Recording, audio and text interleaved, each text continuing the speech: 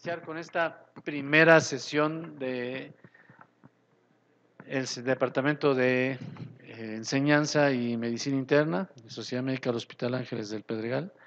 Y en esta ocasión tenemos de invitado al doctor José Ignacio Díaz Pizarro Graf.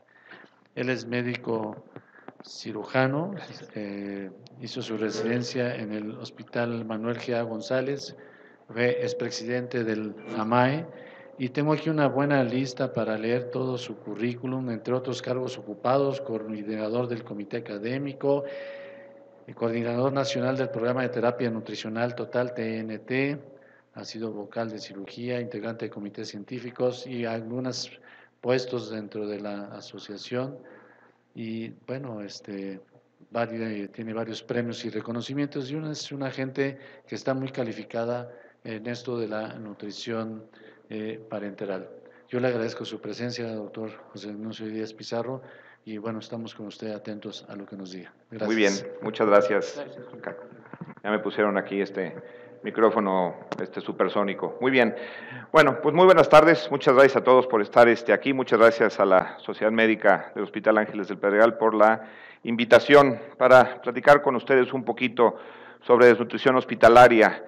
Y la intención de esta plática no es decirles lo que siempre oímos en todos los congresos: el 50% de los pacientes hospitalizados están desnutridos y listos, ¿no? Y con eso se termina. Voy a tratar de hacerlo, por supuesto voy a hablar de cifras, pero voy a tratar de hacerlo de manera basado en evidencia y, por supuesto, proponer alguna solución ante este problema que, aunque no lo crean, sigue siendo muy importante. Yo trabajo en el Hospital Ángeles de las Lomas, hasta el otro lado del mundo. Formé en el Hospital Ángeles de las Lomas el Departamento de Nutrición Clínica, que no existía. Lo formé y actualmente lo dirijo. Y bueno, sigo operando, sigo siendo cirujano a fin de cuentas. Doy clases en la Universidad de Anáhuac, tanto de cirugía como de nutrición clínica, y fui presidente, como ya lo comentó el doctor Díaz Green, de la Asociación Mexicana de Nutrición Clínica hasta hace dos años. Estos son mis conflictos de interés. En esta presentación solamente voy a usar información basada en evidencia, como ya dije, sin ningún tipo de sesgo comercial. Los objetivos entonces de esta plática será definir inicialmente desnutrición, cómo diagnosticar desnutrición hospitalaria, y van a ver que aquí hay algunas cosas nuevas. Muchos de los conceptos antiguos que teníamos ya no son válidos en la actualidad. Vamos a hablar algo sobre prevalencia de desnutrición. Sobre todo voy a hablar del impacto que tiene la desnutrición desde el punto de vista clínico, y también vamos a tocar algunos puntos del impacto económico, que esa podrá ser la manera de convencer a los administradores de los hospitales que vale la pena hacer algo por la nutrición de nuestros pacientes, y por último, de alguna manera lograr una solución para este problema. Vamos a empezar entonces con definiciones. Desnutrición, según la UNICEF, es el estado patológico que resulta de una dieta deficiente en uno o en varios nutrientes que pueden o no ser esenciales o que puede ser secundario a una mala asimilación de los alimentos. Por supuesto, esta definición de la UNICEF se basa más a desnutrición como problema de salud pública, ¿no? Por carencia de alimentos, que no, en un momento dado tendrá que ver con la desnutrición hospitalaria, pero no es necesariamente la desnutrición del hospital. Esto es desnutrición desde el punto de vista de salud pública. Nutrición clínica, según esta definición de Jensen, publicada en el 2009, es la disminución de la masa magra con potencial alteración funcional, tanto a nivel molecular como fisiológico y motor. También se me hace una definición que carece de muchas características en particular, pero bueno, es la definición que da la Asociación Americana de Nutrición Clínica.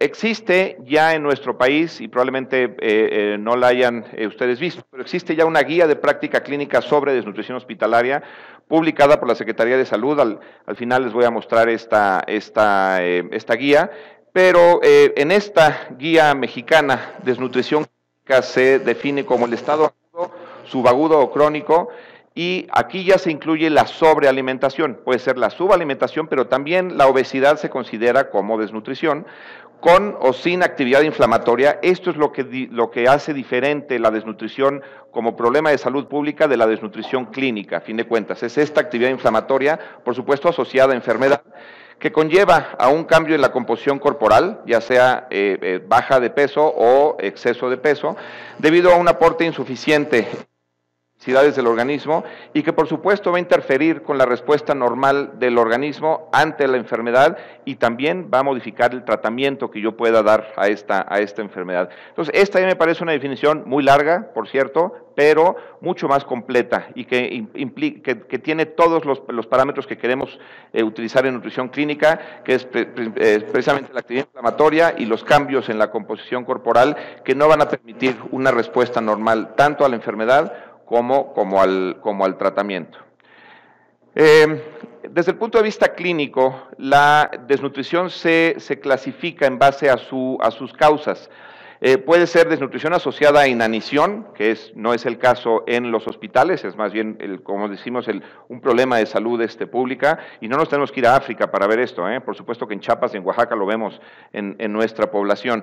Pero este tipo de desnutrición asociada a inanición no se asocia a inflamación, simplemente es falta de ingesta de alimentos. Existe la desnutrición asociada a enfermedad crónica, que está asociada a una inflamación leve a moderada, y la desnutrición asociada a enfermedad aguda, que generalmente se asocia a un proceso inflamatorio severo. Esto mismo viene en este artículo publicado en 2012 y que venía también desde el primer artículo de Jensen, donde venía esta definición que les había dado de desnutrición, y es precisamente si hay o no inflamación. Si no hay inflamación, generalmente esta desnutrición es asociada a inanición. Si hay una inflamación moderada o severa, generalmente esto se asocia a una enfermedad crónica, y cuando o una lesión aguda, esto se asocia a una respuesta inflamatoria muy importante, y esto es lo que hace diferente un tipo y otro de desnutrición, y probablemente lo que hace tan difícil en un momento dado poder manejar esta desnutrición, porque también habrá que manejar el proceso inflamatorio. Muy bien, ¿cómo se hace el diagnóstico de desnutrición hospitalaria? Cuando yo era residente, yo aprendí que la albúmina era la panacea, y gracias a la albúmina definíamos si el paciente estaba o no desnutrido. En la actualidad ya no se utiliza la albúmina como tal, van a ver ahorita los nuevos conceptos, pero ya no se utiliza la albúmina, porque la albúmina no solo depende del estado nutricional, depende de un proceso inflamatorio, y ya dijimos que es diferente la desnutrición en inanición que cuando se asocia a un proceso inflamatorio. Entonces todos sabemos que si el hígado va a responder ante un proceso inflamatorio, va a empezar a producir proteínas de fase aguda, proteína C reactiva y entre otras, y va a dejar de producir albúmina. Entonces, esa disminución de albúmina puede estar asociada al proceso inflamatorio y no necesariamente a la desnutrición. Entonces, por eso ya no se está utilizando la albúmina como parámetro de desnutrición. Ahorita vamos a ver en qué sí se sigue utilizando un poco, y como cirujano, a fin de cuentas, lo sigo utilizando. Este es el consenso que se hizo en Estados Unidos de la Academia de Nutrición y Dietética con la Asociación Americana de Nutrición Enteral y Parenteral. Se publicó en el 2012, y en este consenso se hace precisamente la aseveración o la idea de cómo diagnosticar en la actualidad desnutrición, sobre todo hablando de desnutrición hospitalaria. ¿Okay? Entonces, ellos, a fin de cuentas, en el consenso dicen que ningún parámetro es definitivo. No hay un solo parámetro que me puede decir sí o no está desnutrido. Desgraciadamente, sería mucho más fácil si pudiéramos tener un parámetro que me dijera este paciente está desnutrido y poder actuar. Desgraciadamente, no es así.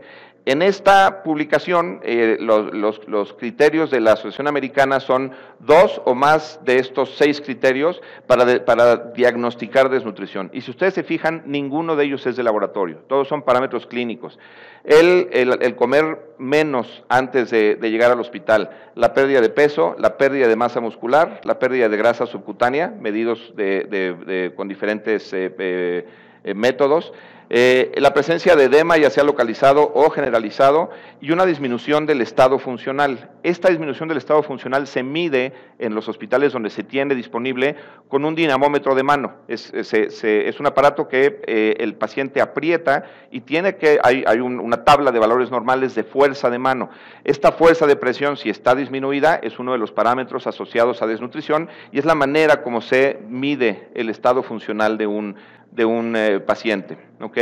Y aquí viene esta tabla en el artículo y cómo definir si es desnutrición moderada o desnutrición severa cuando está asociado a una enfermedad aguda o a una enfermedad crónica. Entonces, los 6 criterios, como dijimos, la ingesta energética durante los días previos a la hospitalización, la pérdida de peso, pérdida de masa muscular, son criterios tal vez muy subjetivos a fin de cuentas, pero bueno, es la manera que tenemos de determinar este estado nutricional, la pérdida de grasa subcutánea, la presencia o no de edema y la fuerza de prensión de mano. Entonces, estos son los criterios actuales que promueve la Asociación Americana. Vamos a ver cómo la Asociación Europea tiene criterios diferentes, pero es basado en la misma situación. Esta es la publicación europea, este es el consenso de la Asociación Europea de Nutrición Clínica. Este consenso se hace un poquito más científico que el consenso americano. Ellos lo hicieron a través de un proceso Delphi, que son rondas de votación. Todos estos son expertos en nutrición clínica de diferentes especialidades médicas y entre ellos hicieron este consenso de desnutrición. Los criterios que sometieron a votación fue la pérdida de peso, el índice de masa corporal, el índice de masa libre de grasa, el índice de masa grasa, la cantidad de la ingesta alimentaria, el que haya o no apetito. Por supuesto que sometieron a consenso la situación de que bioquímicamente se pudiera diagnosticar desnutrición y parámetros subjetivos. Y estas son las votaciones.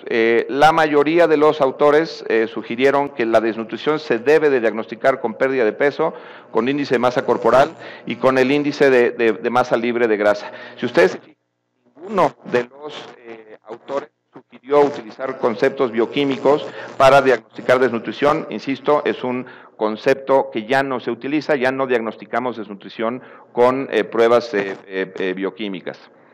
Entonces, los criterios de ESPEN son un poquito más básicos tal vez.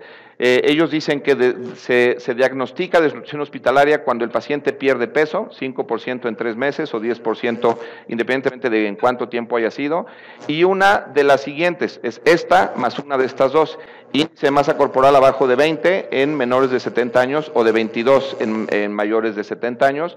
O, si se puede hacer, medir el índice de masa libre de grasa, que será menos de 15 en mujeres o menos de 17 en hombres. No es fácil medir el índice de masa libre de grasa, entonces en la mayoría de los hospitales en Europa se está utilizando el índice de masa corporal más la pérdida de peso como criterios de desnutrición. Insisto, ya no se hacen pruebas, ya no hagan gastar a sus pacientes en transferrina y en prealbúmina, que es carísima, no tiene mucho sentido porque no se relaciona directamente con desnutrición. En muchos otros casos se relaciona al proceso inflamatorio y por eso ya no los consensos de expertos ya no la utilizan como tal.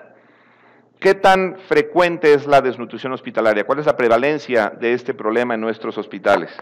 Este estudio fue un estudio clásico que se hizo en Latinoamérica, precisamente se llamó Estudio Latinoamericano de Nutrición, o ELAN, se publicó en el 2003, es un estudio epidemiológico multicéntrico que se hizo en 13 países de Latinoamérica, casi 10,000 pacientes adultos hospitalizados formaron parte de este estudio, los autores son brasileños, pero se hizo, insisto, en todo Latinoamérica. La prevalencia de desnutrición en este estudio de casi 10,000 pacientes fue del 50% de los pacientes. La mitad de nuestros pacientes hospitalizados están desnutridos.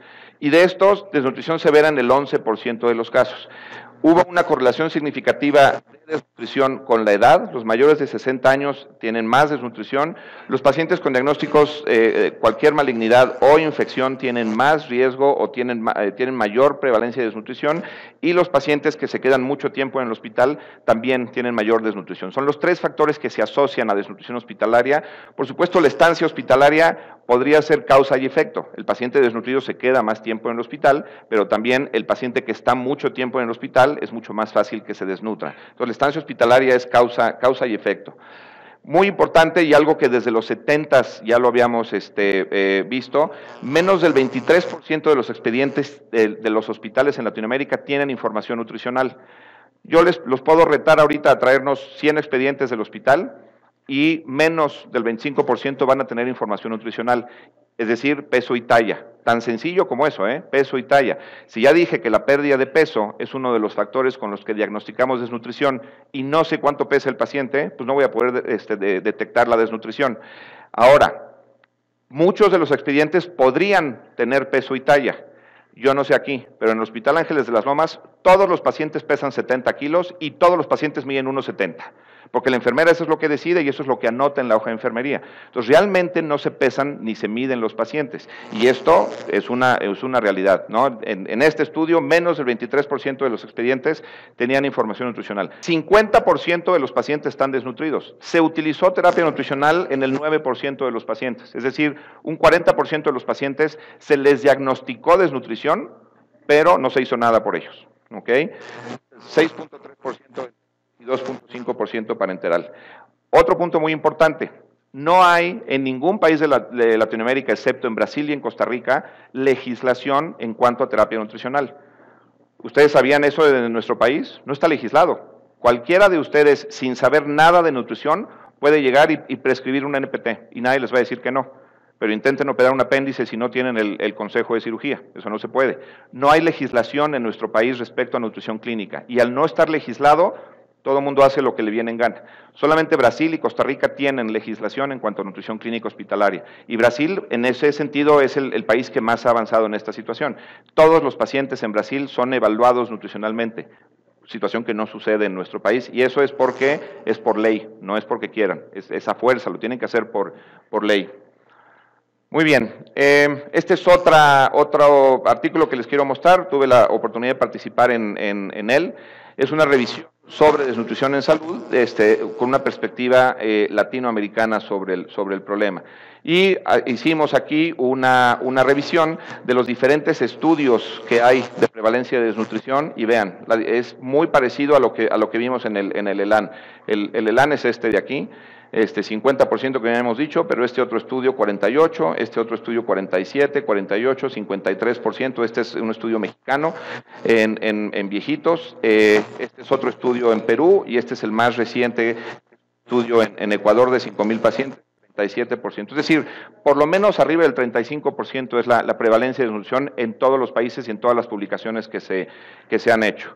Me podrán decir, bueno, pues sí, son países en Latinoamérica. Ahorita vamos a ver la realidad en países del primer mundo y es muy parecido. Este es otro trabajo, este es, digamos, la versión nueva del ELAN por cuestiones de marca y yo creo que un poco de egocentrismo de mucha gente en Latinoamérica, no se le pudo llamar ELAN. Entonces le pusimos ENOLA, es encuesta nutricional en hospitales de Latinoamérica. Le íbamos a poner ELAN, pero no se pudo, ¿no? Y entonces por esta situación. Pero fue una encuesta en línea, ya se utilizó la tecnología en 12 países. 7 hospitales participaron, en México muchos hospitales fueron incluidos en este estudio, fueron casi 8,000 pacientes en las áreas de medicina interna, de cirugía y en terapia intensiva.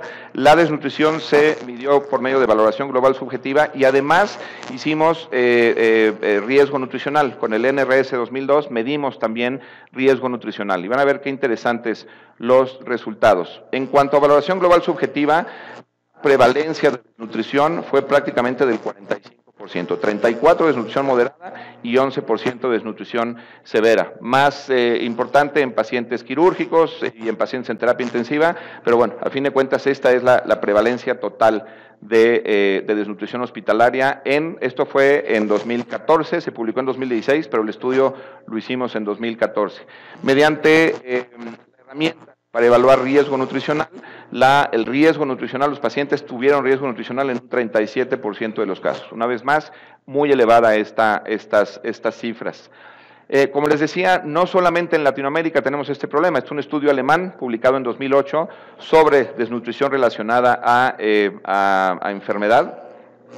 Y vean, a fin de cuentas, en diferentes estudios en todo el mundo, la prevalencia de desnutrición es muy parecida.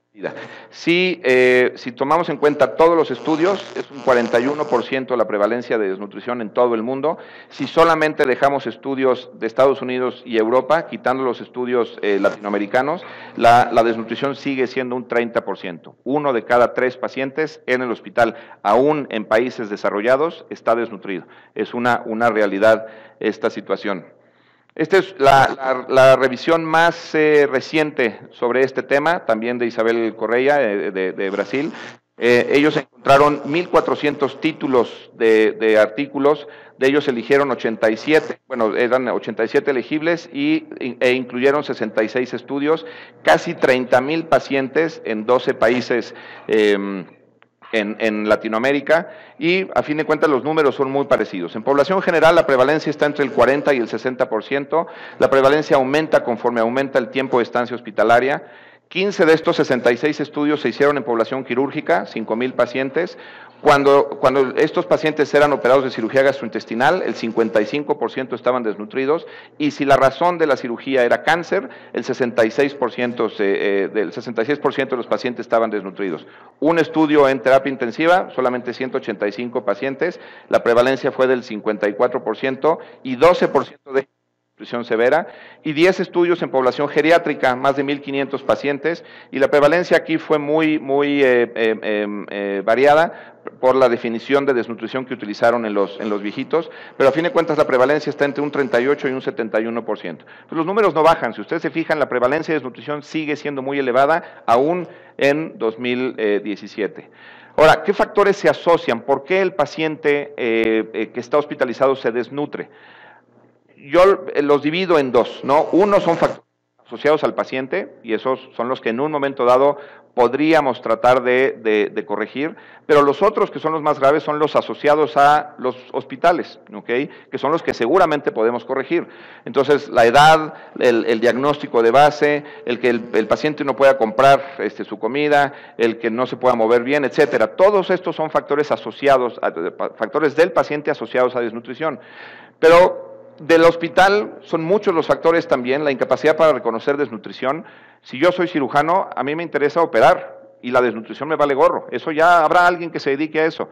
El dueño del paciente soy yo, y entonces yo tendría que identificar esa desnutrición, situación que no se hace en la actualidad, porque pensamos que es trabajo de otro profesional de la salud, llámese nutriólogo, dietista o como le quieran poner, pero yo como médico no soy el responsable de esta cosa. Ese es uno de los criterios que se asocian a desnutrición hospitalaria.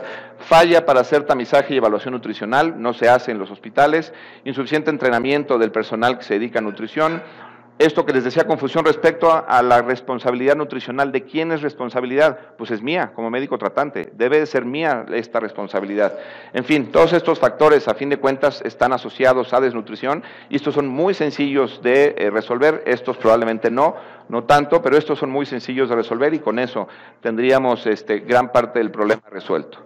Ahora, ¿qué tanto impacta la desnutrición? Ya dijimos que es muy frecuente. Ahora, ¿qué tanto impacta la desnutrición en la evolución del paciente? Voy a hablar un poco el impacto clínico, y también vamos a hablar algo sobre el impacto económico que tiene.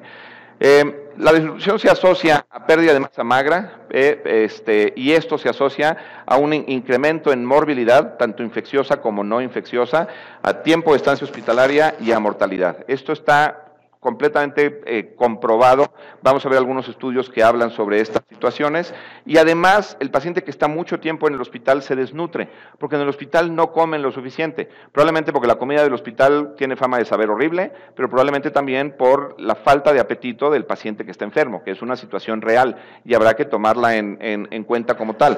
Entonces, la desnutrición se asocia a todo esto, y la estancia hospitalaria prolongada se asocia también a desnutrición.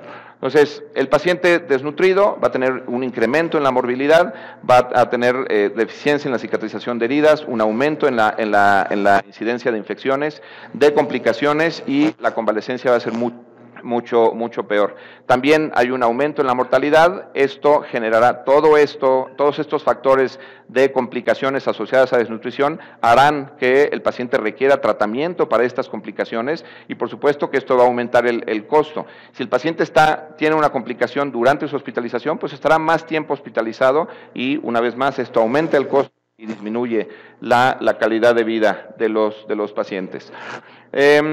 En 2003, cuando se publicó el ELAN, también se publicó este otro estudio. Estos son solamente pacientes en Brasil.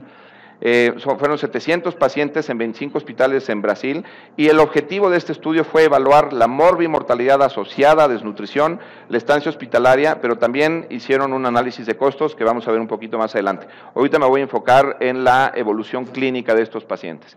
Entonces vean, el paciente bien nutrido tuvo complicaciones en un 16%, mientras que el desnutrido un 27%, y si solamente incluimos a los que tenían desnutrición severa, 2% de desnutrición, con estos riesgos relativos son estadísticamente significativos. La incidencia de complicaciones infecciosas, estas son complicaciones totales, y esto es el desglose de complicaciones infecciosas. Significativo para sepsis, para abscesos intraabdominales en los pacientes quirúrgicos en cirugía de abdomen, y el total de complicaciones también tuvo una diferencia significativa, 19 contra 10% de complicaciones infecciosas. De las no infecciosas, la misma situación. Falla cardíaca, total de complicaciones también. Complicaciones no infecciosas también son mayores en los pacientes cuando los comparamos con los que están bien nutridos. Hicieron una regresión lineal de factores múltiples para identificar cuáles eran los factores de riesgo para que un paciente tuviera una complicación. Y estos factores fueron la presencia de infección, la edad y, por supuesto, la desnutrición. Uno de los factores asociados a complicaciones es esta desnutrición, y los factores protectores para la estancia hospitalaria. Uno de estos factores protectores fue estar bien nutrido. Entonces, sin duda, la desnutrición tiene un impacto clínico muy importante en la evolución de nuestros pacientes. Vean estos histogramas sobre la estancia hospitalaria. Vean cómo los pacientes desnutridos quedan más en el hospital. Vean la gráfica del histograma, cómo es mucho más amplia en cuanto a tiempo de estancia hospitalaria, a diferencia de los que están bien nutridos. Esta tiene un pico mucho más alto y es mucho menos amplio o más estrecho el histograma cuando comparamos uno y otro variables, desnutridos contra bien nutridos en cuanto a estancia hospitalaria. La mortalidad versus el estado nutricional. Desnutridos es el 12% versus el 4% de pacientes bien nutridos con este riesgo relativo. Lo mismo sucede del estado nutricional, lo mismo sucede con la edad, con infección y con cáncer. Los factores de riesgo asociados a incremento en la mortalidad fue en primer lugar, bueno, no en el que tuvo mayor razón de momios, pero la desnutrición es prácticamente el doble, la posibilidad de morir al estar desnutrido es prácticamente del doble, 1.87 es esta razón de momios. Otros factores es el diagnóstico de cáncer, la edad y pacientes quirúrgicos. Pero vean cómo la desnutrición sigue siendo uno de los factores asociados a más complicaciones y a mortalidad. En el estudio ENOLA hicimos además una asociación de desnutrición con factores pronóstico para ver cómo les iba a nuestros pacientes si habíamos hecho el diagnóstico de desnutrición o de riesgo de desnutrición.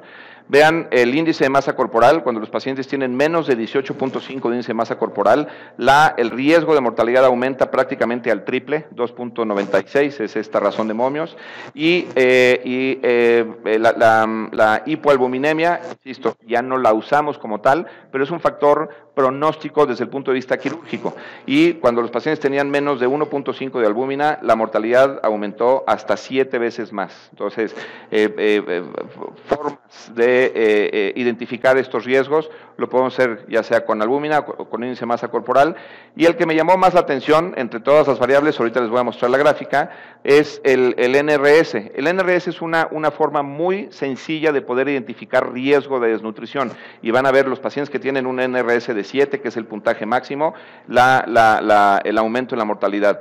Cuando tomamos los promedios, vean, pérdida de peso en esta evaluación de riesgo nutricional, albúmina sérica o presencia de desnutrición, en todos los casos aumenta de manera considerable el riesgo de mortalidad cuando se presentan estas variables. Esta es la gráfica que les comentaba. Con el NRS, cuando lo tenemos en 7, cuando una persona tiene 7 puntos en esta escala del NRS, el riesgo de mortalidad se multiplica por 10, es 10 veces mayor la razón de momios para mortalidad cuando tenemos un NRS de 7. Y si ustedes se fijan, cuando el NRS está en 0, 1 o 2, que es cuando no hay riesgo de desnutrición, la mortalidad se mantiene baja.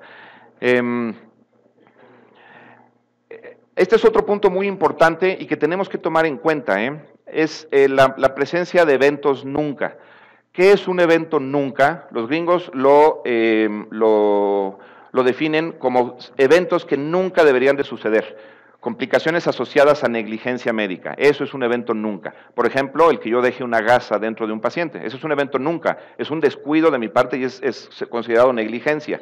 O que yo me equivoque de rodilla cuando voy a operar la derecha y le opere la izquierda, o le saque el riñón sano a un paciente. Acaba de pasar hace un par de años, ¿se acuerdan un escándalo que hubo de un oftalmólogo que operó el ojo sano? ¿No? Y fue un escándalo tremendo. Eso es lo que los gringos llaman un evento nunca. ¿Okay? Hicieron un análisis epidemiológico de casi 1 millón de pacientes en Estados Unidos y para ver la incidencia de estos eventos nunca. Muy importante, a partir del 2008 ni Medicare ni Medicaid pagan al paciente cuando hay un evento nunca. Entonces, y el responsable es el médico, a fin de cuentas. Entonces, los pacientes, por supuesto que tienen que estar también preocupados de que el médico que los va a atender sea un médico que sea cuidadoso, vamos a llamarle así, para que el seguro le pague la enfermedad. Si se presenta un evento nunca, ni Medicare ni Medicaid les pagan a los pacientes esta situación.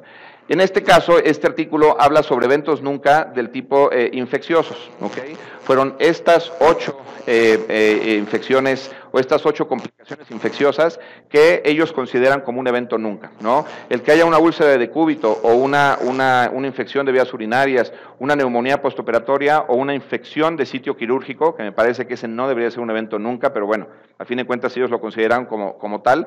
Cuando esto sucede, el seguro no les paga.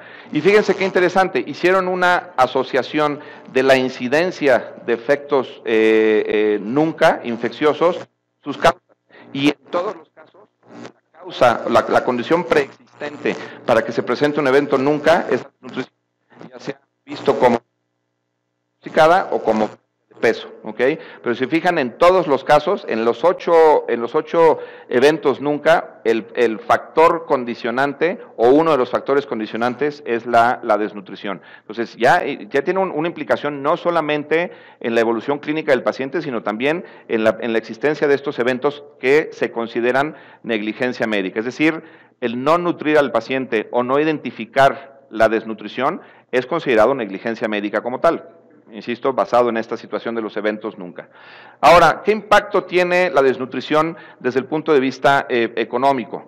Si el paciente tiene más complicaciones, que ya dijimos que la desnutrición se asocia a mayor morbilidad, por supuesto que eso va a hacer que se quede más tiempo en el hospital y que yo tenga que tratar estas complicaciones, lo cual va a aumentar el costo de atención médica. Este estudio que ya les había comentado en Brasil, además del impacto que tuvo en la morbilidad y en la mortalidad, hicieron también un análisis del impacto económico que tiene la desnutrición. ¿Okay? El costo diario de atención en Brasil, en hospitales, ya sea públicos o privados, casi toda la medicina en Brasil es pública, pero bueno, existen hospitales privados también.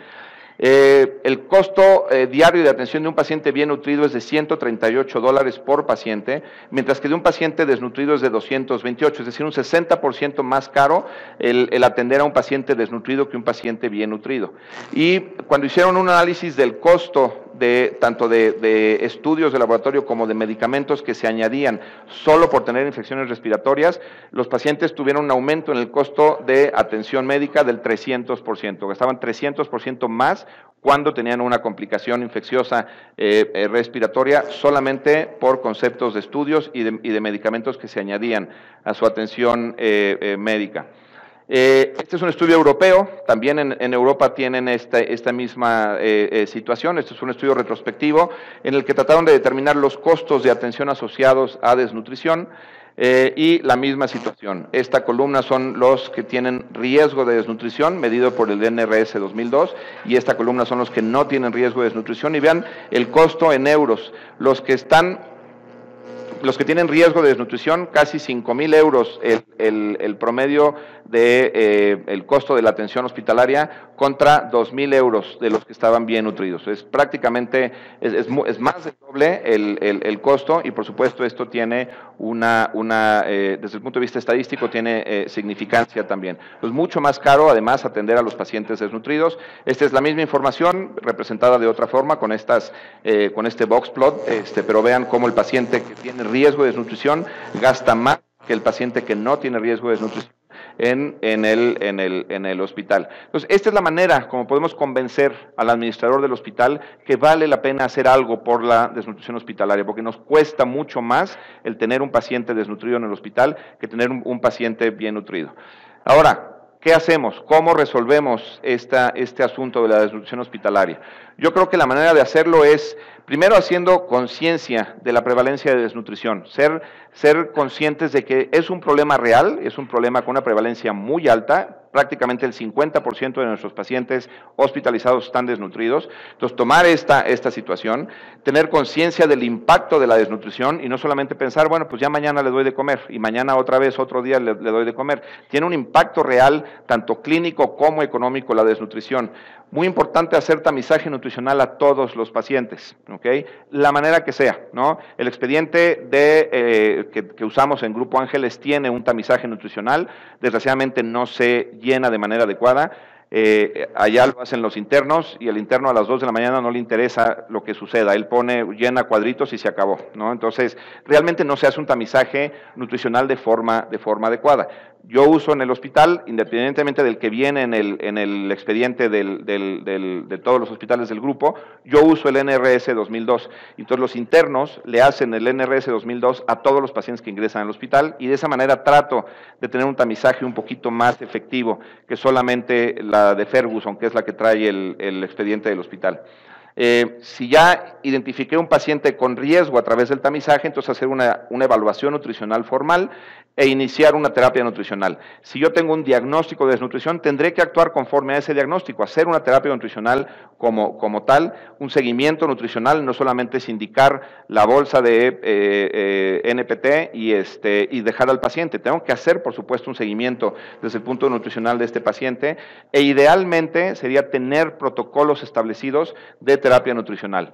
Yo tengo allá en el Hospital Ángeles de las Lomas, tengo un convenio con la terapia intensiva. Entonces, todos los pacientes de terapia intensiva los nutrimos en conjunto. Yo no doy las indicaciones, sino que lo hacemos en conjunto, en un consenso entre los intensivistas y yo, y tenemos ya hecho un protocolo de cómo nutrir a los pacientes. Todo paciente que llega, una vez que está estabilizado, lo primero que hacen es ponerle una sonda de alimentación antes de pensar en otra cosa. Ese protocolo ha hecho que tengamos muy buenos resultados desde el punto de vista nutricional en la terapia intensiva. No quiero decir que lo haga yo, lo hacemos, insisto, en conjunto, pero este abordaje multidisciplinario creo que ha ayudado a tener mejores resultados en el hospital desde el punto de vista nutricional. En este artículo que ya les había presentado, hacemos una propuesta de un protocolo de terapia nutricional que es sencillos pasos: detectar desnutrición, nutrir y vigilar, sin meternos en más cosas. Viene esta gráfica sobre las metas desde el punto de vista nutricional. Esto se puede lograr a través de utilizar guías clínicas o políticas hospitalarias o protocolos ya desarrollados. Esto sin duda requiere de educación del personal del hospital, no solamente quienes nos dedicamos a la nutrición, sino de todo el personal. La misma enfermera tiene que estar educada, ya, perdón el término, pero bueno, o saber que es muy importante que pese al paciente y no le calcule a ojo de buen cubero que todos pesan 70 kilos, ¿no? Entonces, si yo hago conciencia en todo el personal del hospital y entre todo el personal del hospital, probablemente podré lograr esta meta, que es tener un adecuado estado nutricional en mis pacientes. Y una vez que están entrenados, reforzar estos mensajes y volver a entrenar a los pacientes para mantener esta educación continua. Esta es una de las maneras que se sugieren o que sugerimos en este artículo para lograr esta situación. Y este es un algoritmo de cómo llevar a cabo o cómo poder lograr esta adecuada terapia nutricional. Primero, hacer un tamizaje de riesgo de desnutrición, en qué pacientes, dependiendo de la herramienta que utilicemos. Si identifico riesgo de desnutrición, considerar una intervención nutricional inmediata, ¿okay? Esta puede ser simplemente fortificando los alimentos o con el uso de suplementos nutricionales orales o en un momento dado hasta nutrición parenteral, si es que ese es el caso. Hacer una evaluación del estado nutricional e implementar la terapia nutricional. Desde que yo pienso en implementar la terapia nutricional, tengo que fijarme una meta nutricional, cuántas calorías y cuántas proteínas le voy a dar, cómo y cuándo, sea enteral o parenteral, y si va a ser enteral, si es vía oral o por sonda, etcétera, y qué darles, pues seleccionar la fórmula específica para cada paciente. Eso es ya trabajo, insisto, del profesional que se dedica a nutrición clínica. Una vez que ya inicié la terapia nutricional, monitorear a estos pacientes y estar reevaluando continuamente el caso, si está con nutrición parenteral, en qué momento ya puedo suspender la nutrición parenteral e iniciar nutrición enteral, y en qué momento ya puedo iniciar con la vía oral. Entonces, este monitoreo y esta reevaluación continua hace que yo pueda lograr este avance en la terapia nutricional. Y por último, cuando ya el paciente se va a ir a casa, hacer un plan de nutrición post alta, una vez que el paciente se va a casa.